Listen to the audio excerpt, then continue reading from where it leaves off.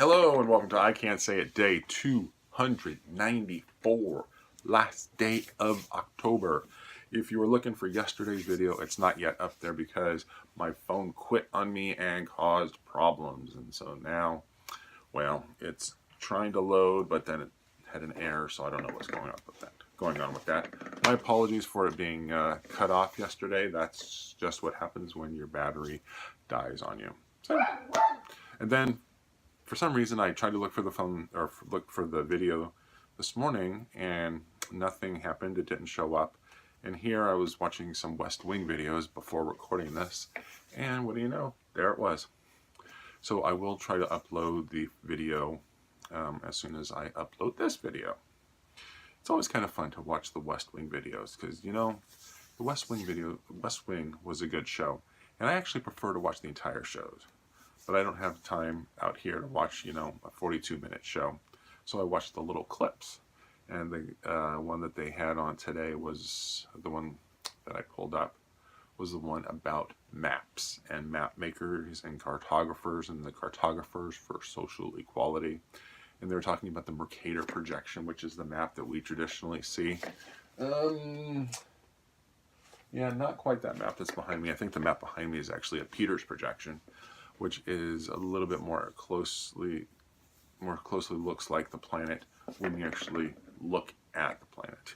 Because when you look at a Mercator projection, which is the maps that you saw in your elementary schools, because a way they wanted to get the latitude and longitudes, you know, perfectly, you know, squared up, and in order to do that so that, you know, the axes all met, because if you think about it, a map is taking a round object and making it on a flat surface.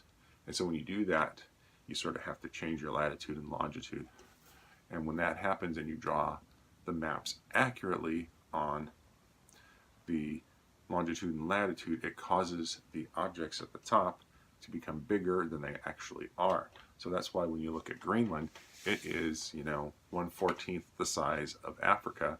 But when you look at them on a Mercator projection map, they look about the same size. And now so then you've got sort of a distorted view of the world. But if with a Peters projection, the maps takes into account the distortion and gets the locations, the countries in the right location, and same relative size, so that, you know, Greenland does look the right size, Africa looks right, they all look the correct size relative to each other. And then, of course, when you look at that, then you think about, well, where am I on the map? Because when in my head, and I'm thinking about if I'm in Germany, where's Germany on the map? And so your perspective of where Germany is on the map depends on how much of your time you spend looking at maps. And, you know, where is Germany on the map? And, you know, I think Germany is like at the same latitude as Washington. But I'm gonna have to double check that just to make sure I have that information correct. And so that was, and of course C.J. Craig got into the whole map making argument that was being made, which was don't use Mercator, use Peters. And there's a lot of argument to be made for using Peters so that people actually know where countries are on the globe, not on the map, because they're going from 3-dimensional to 2-dimensional. You really want to know where you are on the map. Actually, we've lived with Mercator for 400 years, 500 years. I don't know if we need to change now, but it might be a good idea to have a good idea so that, you know, if you're traveling to Germany or Sweden, you know, and you're thinking about where they are on a map, that maybe they do line up at the same longitude. I don't know. Something to think about. Anyway, it's time for bed. I'm going to go to sleep. As you saw, Giants. Woohoo! Go Giants. Actually, I'm not a Giants fan. One day for Halloween, many years ago, I needed a Giants jersey. So I pull out my Giants jersey.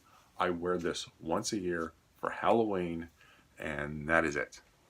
It's going to go back into the closet, gathering dust. There are no moths in there, so I don't have to worry about that. I'm going to pull it out 365 days from now. I am going to hopefully wash it, and if I don't, it'll smell just a little musty like it did today.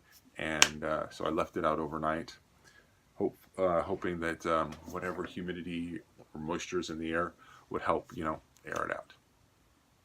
And so this is going to go back into the closet. I think it costs like $80. So, I'm getting my money's worth in the long haul.